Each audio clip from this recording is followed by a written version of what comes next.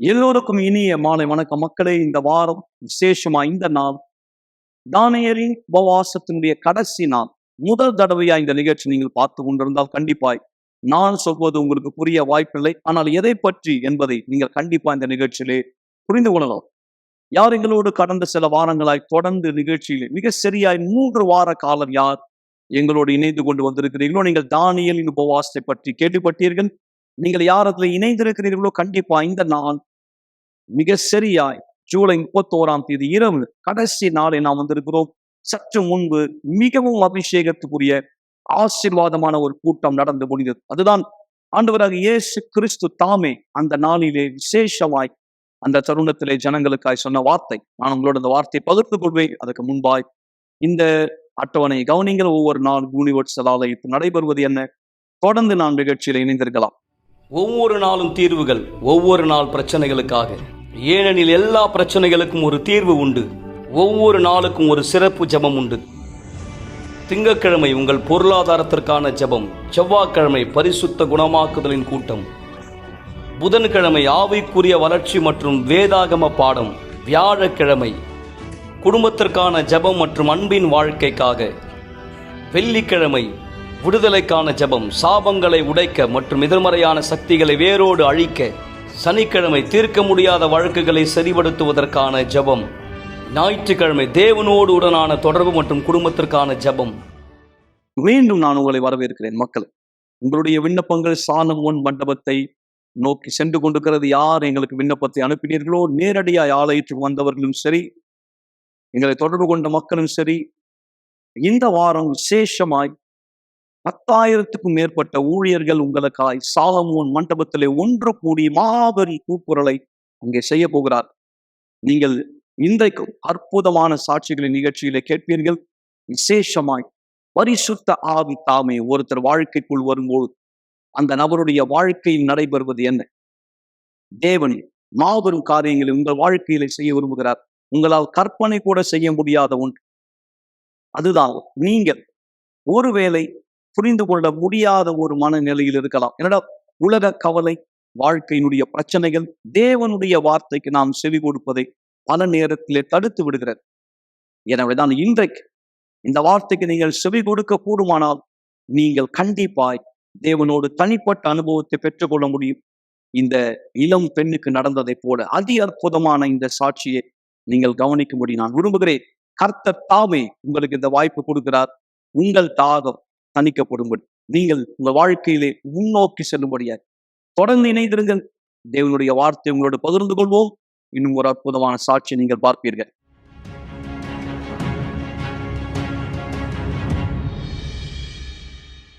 வணக்கம், என் பேர் ஜெனிஃபர்.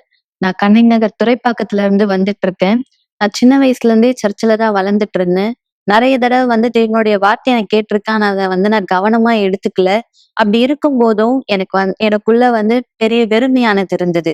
அந்த வெறுமை எதனால உண்டாச்சு அப்படின்னா, நான் ரொம்ப தனிமையா இருந்தேன்.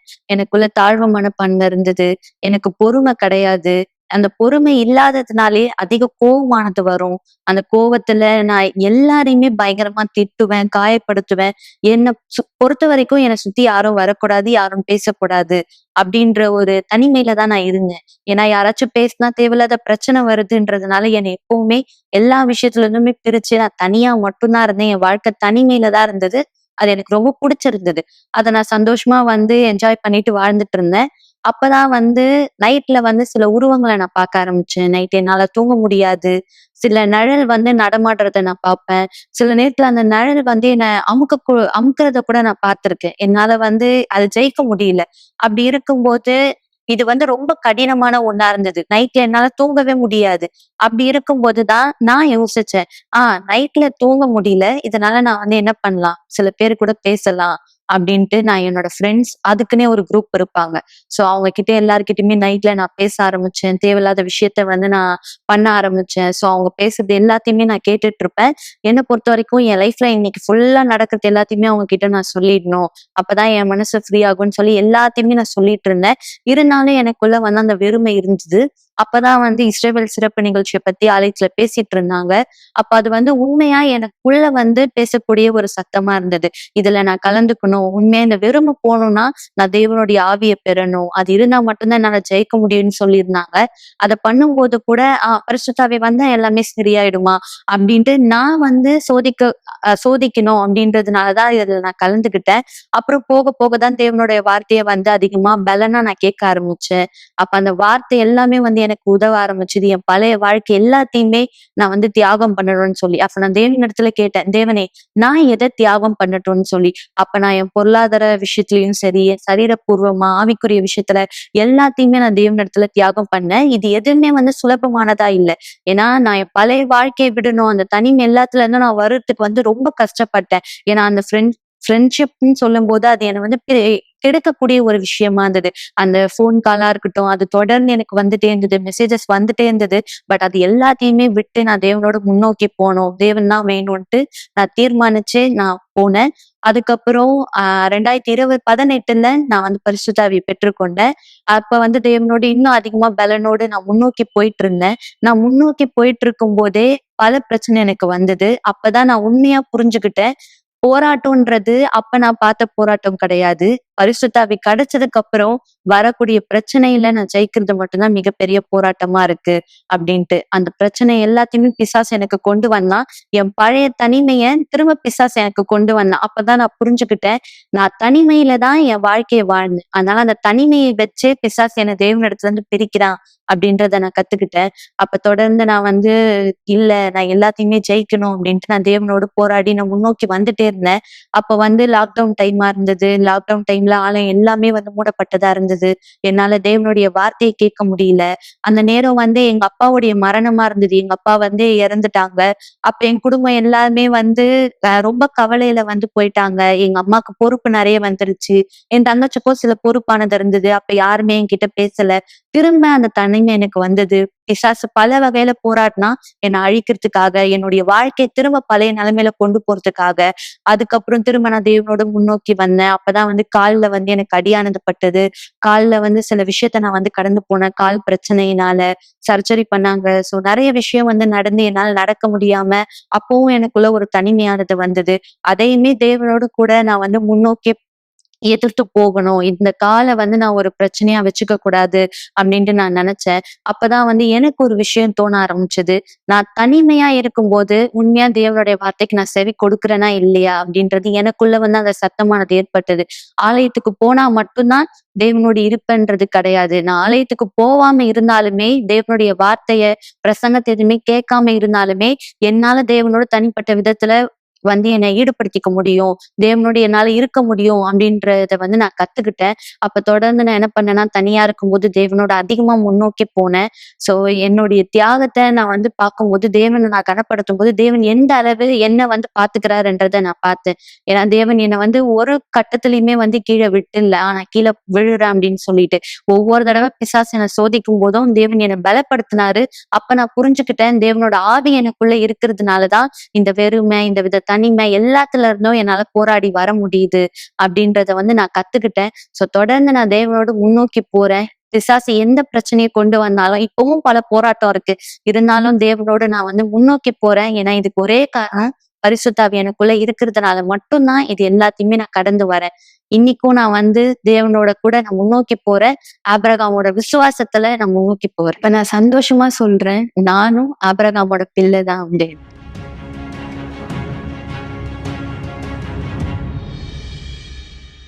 நல்லது நண்பர்களே, யார் நீங்கள் இந்த சாட்சியை பார்த்தீர்களோ, தேவனுடைய ஆவி ஒருத்தர் வாழ்க்கைக்குள் வரும்போது என்ன மாற்றம் அங்கே நடைபெறுகிறது நீங்கள் பார்த்தீர்கள். இதோ நான் உங்களுக்காய் இந்த நேரம் தேவனுடைய வார்த்தையை வாசிக்க போகிறேன். யோவான் என்கிற சுவிசேஷம் 7ஆம் அதிகாரத்தில் 37ஆம் வசனம். பண்டிகையின் கடைசி நாளாகிய பிரதான நாளிலே இயேசு நின்று சத்தமிட்டு, ஆண்டவர் சத்தமிட்டு அதை சொன்னார், ஒருவன் தாகமா இருந்தால் என்னிடத்தில் வந்து பானம் பண்ண கடவன்.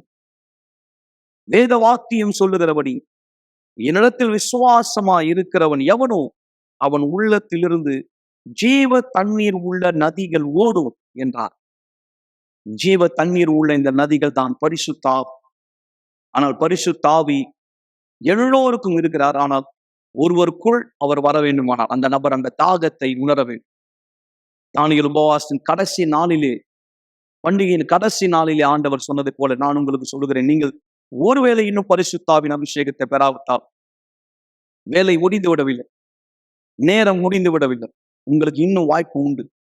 நீங்கள் தேவனிடத்திலே உங்கள் தாகத்தை வெளிப்படுத்தும் போது, அவர் வேண்டும் என்கிற விருப்பத்தை வெளிப்படுத்தும் போது, உங்களை அர்ப்பணிக்கிற சமயம் அவர் கண்டிப்பாய் உங்களுக்குள் வர முடியும். உங்களுக்குள் அவர் வரும்போது இனி கசப்பான நினைவுகள், தோல்வியான நினைவுகள், பிரச்சனைக்குரிய நினைவுகள் அல்ல, நீங்கள் பார்ப்பீர்கள் ஜீவ தண்ணீர் உள்ள நதிகள் உங்களில் இருந்து வழிந்து ஓடும்.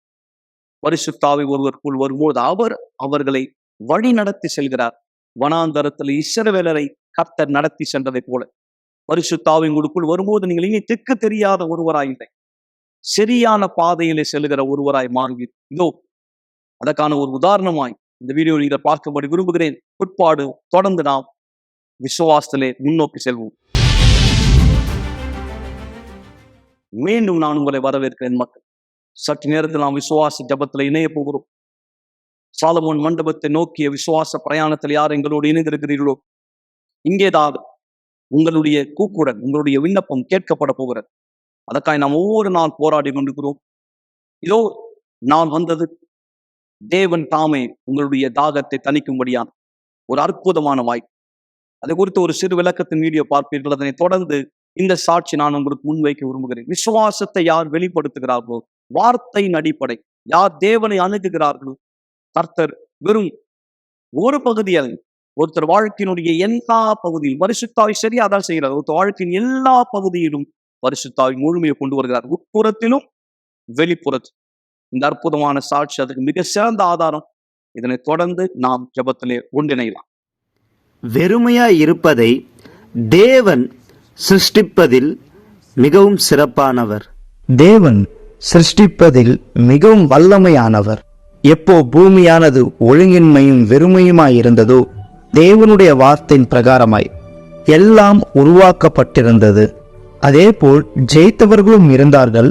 யாரெல்லாம் தன் வாழ்க்கையில் தேடினார்களோ அவர்கள் பெற்றுக்கொண்டார்கள். வெறுமையை எப்படி நிரப்புவது என்று. ஆபிரகாமினுடைய வெறுமை, தன் வாழ்க்கை இருந்த அவமானம் மாறியது, வாக்களிக்கப்பட்டதை பெற்றார். அன்னாளுடைய வெறுமை மாற்றப்பட்டு ஆனந்தத்தின் கண்ணீரை பெற்றார். ராகாபினுடைய வெறுமை தொலைக்கப்பட்ட வாழ்க்கையாய் இருந்தது, பரிபூர்ணம் அடைந்த வாழ்க்கையாய் மாறியது. யோபினுடைய வெறுமை எல்லாவற்றையும் இழந்தார், கடைசியில் தேவனை அறிந்து கொண்டார், மீண்டும் யாவையும் பெற்று கொண்டார். கிதியோனின் வெறுமை அவருக்கு அவமானமாய் இருந்தது, கடைசியில் வெற்றியை கண்டார். கல்யாண வீட்டின் அங்கிருந்த பானைகள் வெறுமையாய் ஆனது. இயேசு தண்ணீரை நிரப்ப சொன்னார், அது புது திராட்சை ரசமாய் மாறியது. உதரப்போக்கில் இருந்த அந்த ஸ்ரீ வெறுமையாய் இருந்தார், ஆரோக்கியம் இல்லாமல் பரத்தை இழந்து யாவும் மாறியது. அவர் வாழ்க்கை பரிபூர்ணம் அடைந்தது. நீங்கள் பார்க்கும் இந்த வனாந்திரம் வெறுமையாய் இருக்கிறது. அதே இடத்தில் தேவன் தன் வல்லமை வெளிப்படுத்தினார். பகலில் மேக ஸ்தம்பமாகவும் இரவில் அக்னி ஸ்தம்பமாகவும் நிரப்பப்பட்டது. தேவன் வரும் பிரசன்னம் வெறுமையை நீக்கும். வெறுமையாய் இருந்த அந்த ஜனங்களை வழிநடத்த தேவன் வந்தார். அதனால்தான் அவர் மிகவும் சிறப்பானவர். நிறைவேற்றின வாக்கு தத்தம் பரிபூர்ணம், முழுமையான மாற்றம் அடைவது. எனவே யார் நீங்கள் வெறுமையோடு உங்களுடைய சரீரத்திலும் ஆத்மாவிலும் இருக்கிறீர்களோ, எனவே உங்கள் வாழ்க்கை அர்ப்பணியுங்கள், நீங்கள் நிரப்பப்படுவதற்காக. ஏனென்றால் அவருக்கு தெரியும் எப்படி சிறப்பான விதத்தில் செய்வதென்று. எனவே வெறுமையின் அவமானத்தை மாற்றிக்கொள்ள விரும்பினால் வாக்களிக்கப்பட்டதை பெற்றுக்கொள்ள வாருங்கள்.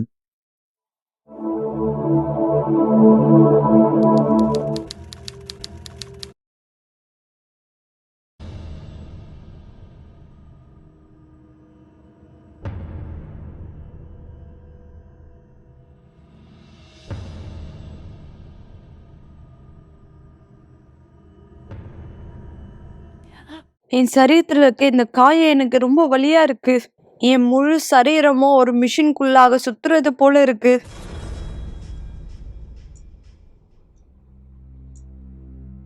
ஒரு சின்ன துளி மாதிரி இது ஆரம்பிச்சது. ஒரு சின்ன புண்ணு உடம்பு ஃபுல்லா அரிக்கிற மாதிரி இது ஆரம்பிச்சது. நான் தோல் சம்பந்தப்பட்ட மருத்துவர் இடத்துல போனேன் என்னுடைய சிகிச்சைக்காக.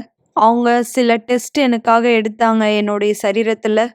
அந்த சோதனைக்கு அப்புறமா எல்லா பேப்பரையும் நான் எடுத்துட்டு டாக்டரை பார்க்க திரும்ப போனேன். அந்த மருத்துவர் அந்த மாதிரி ரொம்பவும் அதிர்ச்சியானாங்க.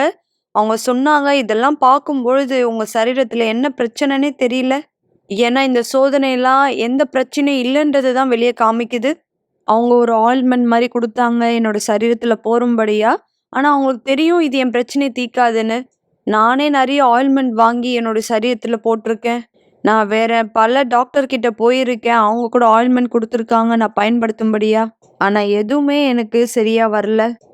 ஒரு தடவை நான் 22 பிளட் டெஸ்ட் ஆனதை எடுத்தேன். அவங்க அதை எடுக்க சொன்னாங்க. இன்னும் ஆழமா என்னுடைய சரீரத்துல என்ன பிரச்சனைன்னு பார்க்கறதுக்காக. ஆனா எதுவுமே ரிசல்ட்ல வெளியே வரல. அப்போதான் என்னுடைய பிரச்சனை ஆரம்பிச்சது அதிகமா. நான் அந்த அளவு பணமானது செலவு பண்ணிட்டு இருந்தேன். என் கணவர் வெளியே போய் வங்கியில லோன் ஆனது எடுத்தாரு. எங்க கிட்ட இல்லாத பணத்தை நாங்க செலவு பண்ணோம். நாங்க எப்பெல்லாம் மருத்துவர்களை பார்க்க போறோமோ அவங்க சொல்லுவாங்க, உனக்கு இந்த பிரச்சனைன்னு நினைக்கிறேன், உனக்கு இந்த பிரச்சனைன்னு நினைக்கிறேன்னு சொல்லுவாங்க. ஆனா அவங்க எதையுமே உறுதியா சொல்ல மாட்டாங்க. இது ஒரு 2 வருஷமா நான் இந்த பிரச்சனையை கடந்து சென்றேன். முன்னும் பின்னுமா இதே பிரச்சனையை சந்திச்சேன். என் சரீரத்துல எடையானது குறைய ஆரம்பிச்சது. என்னால எதுவுமே செய்ய முடியல. என் எடை ரொம்ப குறைஞ்சது. என் சரீரம் முழுவதும் காயமா நிரப்பப்பட்டது. ஒரே புண்ணுகளா இருந்தது. ரொம்ப காயத்தோட நான் கஷ்டப்பட்டேன். காயங்களோட சேர்த்து வலியானது அதிகமா இருக்கும். எப்பெல்லாம் நான் குளிக்கிறேனோ அப்போ இன்னும் எனக்கு கஷ்டமா இருக்கும். எப்பெல்லாம் தண்ணியானது என் உடம்புல படுதோ அப்போ அந்த அளவு வலி, ஒரு ஆசிட் என் உடம்புல இருக்க மாதிரி இருக்கும். அந்த அளவு வலி. உண்மையாகவே என் சரீரம் சிதைந்துதான் இருந்தது. ஒவ்வொரு நாளு நான் தூங்க போகும்போது என் பெட்ஷீட் மேலாக ஒரு கவரானதை போட்டுப்பேன். ஏன்னா நான் பெட்ஷீட் மட்டும் போட்டுட்டு படுத்தேனா என் தோல் அந்த அளவு பிச்சுக்கிட்டு வரும். அந்த பெட்ஷீட்டோட என்னோட தோல் அப்படியே ஒட்டிக்கும். அந்த போர்வையோடு என்னோட தோலானது ஒட்டிக்கும். என் மேல அந்த அளவு துர்நாற்றமானது வந்தது. ஈக்கள் எப்பவுமே என்னை சுத்திக்கிட்டே இருக்கும்.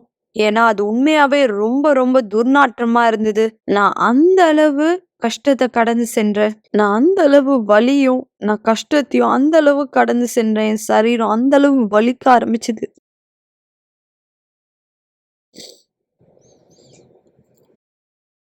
ஒரு நாளும் நான் யோசிச்சதில்ல நான் இதை கடந்து செல்வேன்னு. ரொம்ப கஷ்டம். இனிமேலும் எதுவும் செய்ய முடியாது. இவ்வளவு வலியோடு எங்கே இவர் செல்ல முடியும்?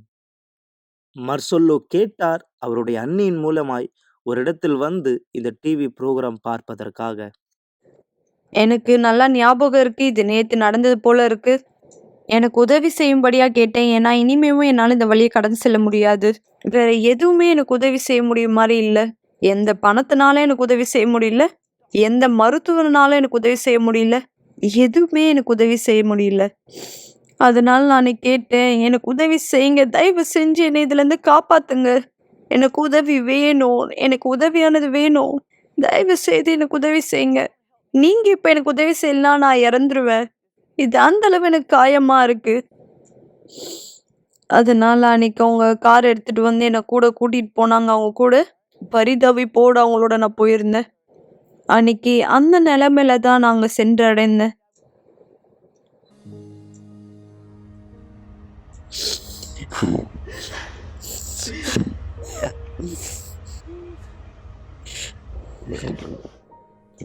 உங்க கஷ்டம் ரொம்ப பெருசா இருக்குல்லம்மா. இந்த சூழ்நிலை மாறும். அங்கதான் ஒரு தேவனுடைய மனுஷன் வந்தார். எனக்கு ஒரு சவாலானதை கொடுத்தார். அவர் சொன்னார், நான் இந்த சவாலை செஞ்சு நான் குணமாக்குதலானதை பார்க்கலன்னா என் சரீரத்தில் இருக்க எல்லா வியாதியும் அவருக்கு மாற்றப்படும். அவருடைய வேதாகமத்தை அவர் கொண்டு வந்தார். அவர் தேவனுடைய வார்த்தையை திறந்தார். அவர் உறுதியானதை கொடுத்தார், நான் குணமாக்கப்படுவேன்னு. அந்த நாள் நான் தேவனுடைய பீடத்து மேல போனேன். ஏன்னா எனக்கு உதவியானது தேவையா இருந்தது. அன்னைக்கு நான் பீடத்து மேல போகும்பொழுது என் உறவினர் என்னோட இருந்தாங்க உதவி செய்யறதுக்கு. ஆனா நான் சொன்னேன், இல்ல, நான் எப்போ பீடத்திலேருந்து கீழே இறங்குனனோ எனக்கு ரொம்ப கஷ்டமா இருந்தது. ஆனா எனக்குள்ளாக உறுதி இருந்தது. தேவன் ஏற்கனவே இருக்கார் எனக்கு உதவி செய்ய. என்னோட குணமாக்குதலில் வேலை செஞ்சிட்டு இருக்கார். அன்னைக்கு நான் திரும்பவும் வீட்டுக்கு போய் நல்ல உறக்கத்தை பெற்றுக்கொண்டேன். அந்த நாள் தொடங்கி நான் வித்தியாசமான நபரா மாறினேன். நான் சிறப்பு நிகழ்ச்சியில கலந்துக்கிட்டேன். ஒவ்வொரு ஞாயிற்றுக்கிழமையும் நான் என் விசுவாசத்தை பயன்படுத்தினேன். நான் அபிஷேகப்பட்ட தண்ணியை பயன்படுத்தினேன். நான் அந்த தண்ணியை குடிப்பேன். என் விசுவாசத்தை பயன்படுத்தினேன். என் விசுவாசத்துல முன்னோக்கி போனேன். என் காதுக்குள்ளாக போற ஒவ்வொரு தேவனுடைய வார்த்தையும் என் குணமாக்கலுக்கான மருந்தா இருந்தது. அப்போதான் நான் தீர்மானிச்சேன், முழு வாழ்க்கை ஆண்டவராக இயேசுக்கு கொடுக்க போறேன்னு. நான் தண்ணியில ஞானஸ்தானம் பெற்றேன். தேவனோட இருக்க உடன்படிக்கையில இன்னும் கவனமா இருந்தேன். அந்த நேரத்துல இஸ்ரவேல் சிறப்பு நிகழ்ச்சி நடந்துட்டு இருந்தது. அதனால நான் முன்னோக்கி போனேன். இந்த இஸ்ரவேல் சிறப்பு நிகழ்ச்சியில நான் சரீரபூர்ணமான மாற்றத்தை மட்டும் நான் பெற்றுக்கொள்ள விரும்பல. நான் என்னுடைய உள்புறத்துல குணமாக்குதலை பெற்றுக்கொள்ளணும்னு விரும்பினேன். என்னுடைய சரீரமும் என்னுடைய ஆவிக்குரிய வாழ்க்கையை நான் குணமாக்குதல் பார்க்கணும்னு விரும்பினேன். என் சரீரம் மட்டும் இல்லை, என்னோட ஆவிக்குரிய வாழ்க்கையும் வியாதினால கஷ்டப்பட்டது. எனக்குள்ளாக பரிசுத்த ஆவியானவர் இல்லை. அதனால நான் அவருக்கு முன்னுரிமை கொடுக்க விரும்பினேன். தேவனுடைய விருப்பம் என் வாழ்க்கையில் நடக்கணும். நான் ஜெபமானதை செஞ்சேன். நான் உபவாசிச்சேன். தேவனுடைய வார்த்தையை தியானிச்சேன். என்னால முடியலனா கூட என்னுடைய எல்லாத்தையும் எடுத்துக்கிட்டு நான் தேவனுடைய பீடத்துக்கு போனேன். நான் எந்த விலையும் பத்தி யோசிக்கல. நான் என்னுடைய மருந்து வாங்கணுன்றத பத்தி யோசிக்கல. ஆனா எனக்கு தெரியும், நான் எது அங்க செஞ்சிட்டு இருக்கனோ அதை நான் சரியா செஞ்சிட்டு இருக்கேன். நான் என்னுடைய என்பளப்பானதை பீடத்து மேல வச்சேன். அந்த தொகையோட வச்சேன். அதுதான் என்னுடைய தியாகம்.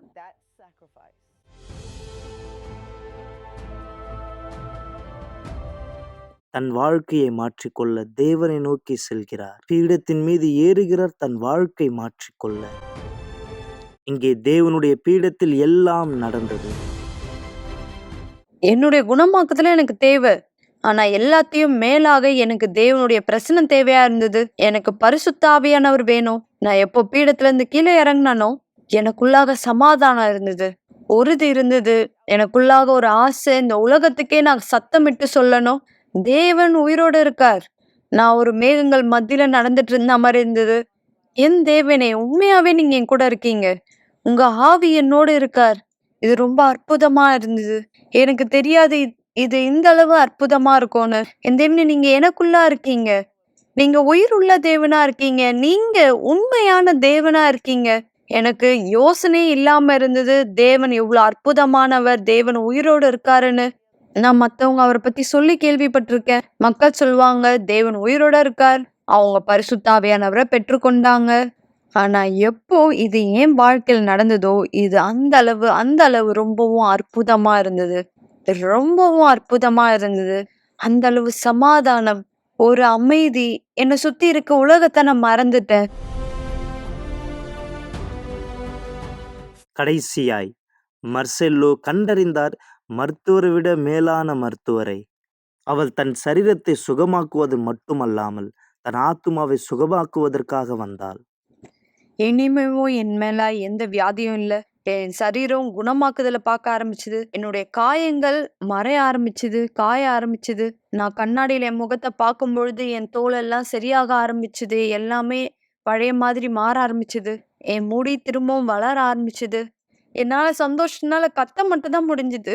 என்னுடைய கழுவறையில ஒரு சின்ன குழந்தை போல என் சரீரத்துல தண்ணியானது படும் பொழுது இனிமேவும் அந்த வலி இல்லை எனக்கு. என்னோட தோல் சுத்தமா மாறியது. இங்க பாருங்க, உண்மையாவே மாறி இருக்கு. எல்லாமே சுத்தமாயிடுச்சு. ஒரு குழந்தை சரீரம் போல இருக்கு. மருத்துவர் சொன்னாங்க நான் சூரிய வெளிச்சத்துல போகக்கூடாது. இப்போ நான் அதிகமா சூரிய வெளிச்சத்துல தான் நடக்கிறேன். எந்த பயமும் இல்லாம கடற்கரைக்கு நான் போறேன். மக்கள் என் முன்பாக பார்த்து இப்ப பாக்குறவங்க என்ன சொல்றாங்கன்னா, அவங்களால நம்ப முடியல. அவங்க சொன்னாங்க, மசேலா, முன்புக்கும் இப்போயும் நிறைய வித்தியாசம் இருக்கும் உங்ககிட்ட. இயேசு 10 குஷ்டரோகியை குணமாக்குனார். ஆனா ஒருத்தர் தான் திரும்ப வந்தாரு. நான் தான் அந்த ஒருத்தர். நான் திரும்ப வந்தேன் அவருக்கு நன்றி சொல்றதுக்கு. குஷ்டரோகங்கள் குணமாக்கப்பட முடியும். அதிசயங்கள் விளக்கி சொல்ல முடியும். விசுவாசித்து கீழ்ப்படியுங்கள்.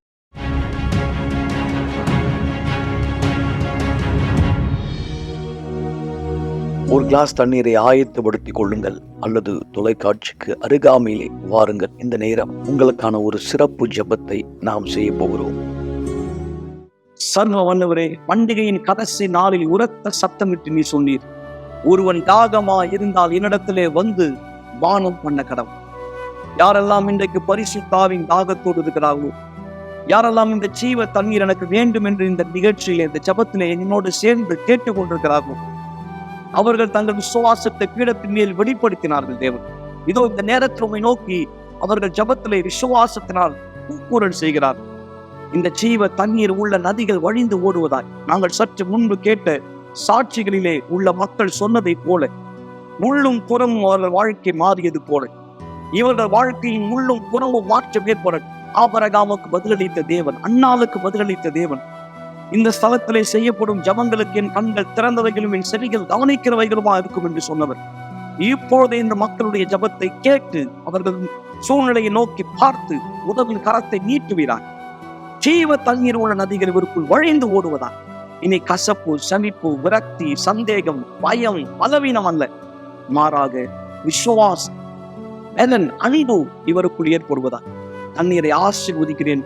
இந்த நபர் மீதும் பரிசுத்த பிரசன்னத்தை, பரிசுத்த ஆவியின் பொழியந்தருதலை, நம்முடைய அபிஷேகத்தை அறிக்கை செய்கிறேன்.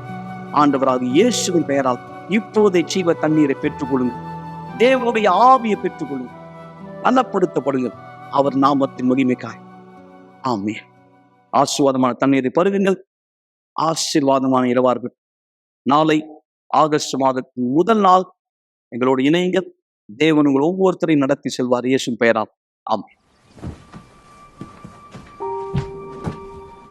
ஒரு நாள் நீங்க கடைசியா இந்த உலகத்துல எழுந்துப்பீங்க. அந்த நாள் கடைசியான நாளா இருக்கும்.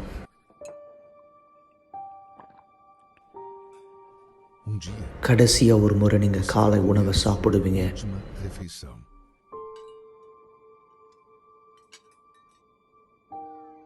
ஒரு நாள் உங்க குடும்பத்தினுடைய முகத்தை கடைசியா நீங்க பார்ப்பீங்க.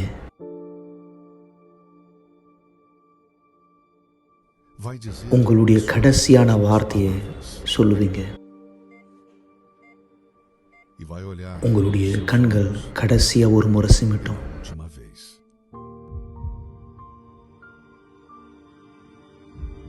உங்க இருதய துடிப்பு கடைசியா ஒரு முறை துடிக்கும்.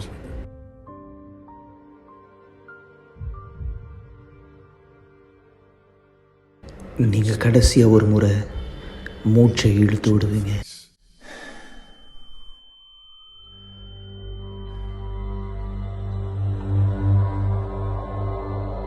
அந்த நேரம் உங்களுடைய ஆவிக்குரிய கண்களை திறக்கப்படும்.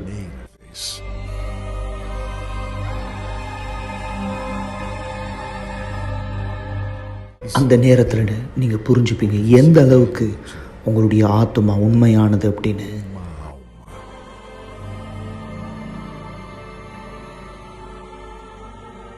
அந்த நாள் இந்த பூமியில நடந்தது எல்லாமே உங்களுடைய ஆத்மாவை காப்பாற்ற மட்டும் நீங்க புரிஞ்சுப்பீங்க. கடைசியா ஒரு முறை நீங்க இதை பார்க்குற நேரம் உங்க ஆத்மாவை வந்து கொண்டு போறது யாரு? அந்த நேரம் நீங்க யார்கிட்ட உங்க நேரத்தை கொடுத்தீங்களோ, யார்கிட்ட உங்க நாளை கொடுத்தீங்களோ, யார்கிட்ட உங்க விருப்பத்தை செஞ்சீங்களோ, யாரை நீங்க வணங்குனீங்களோ, இந்த வாழ்க்கையில இது உங்களை பதட்டப்படுத்துதா இல்ல இது உங்களை உறுதிப்படுத்துதா? உங்க கடைசி நாள் இந்த பூமியில உங்களுடைய முதல் நாள் அமைய போது பரலோகத்துல தேவனோடு சந்தோஷமா அல்லது நித்திய கால மரணம் நரகத்துல?